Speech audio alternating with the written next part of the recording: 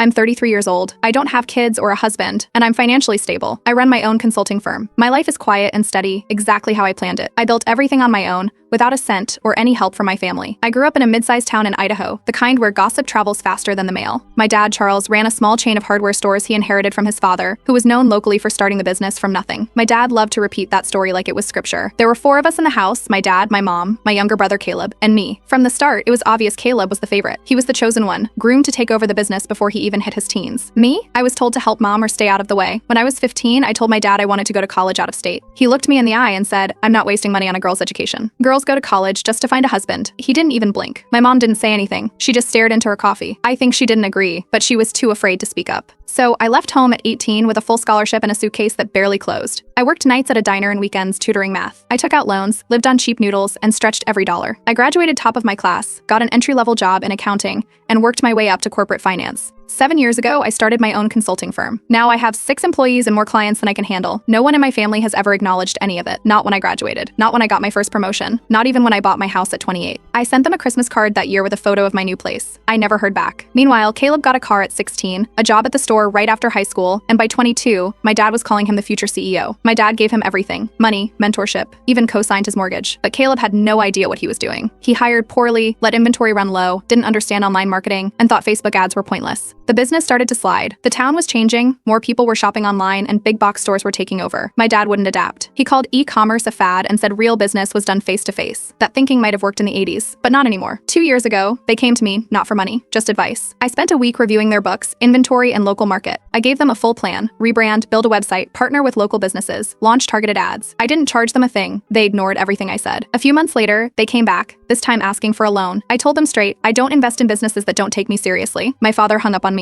Then came last Thanksgiving. I went, even though I wasn't sure I should. I thought maybe my mom wanted me there, maybe things had changed. They hadn't. My father stood up to make a toast. He raised his glass to Caleb for keeping the family dream alive. Then he looked at me, smirked, and said, "And thank you for not dragging us down." I couldn't finish the full story in this short video. The full story is on my channel and linked below.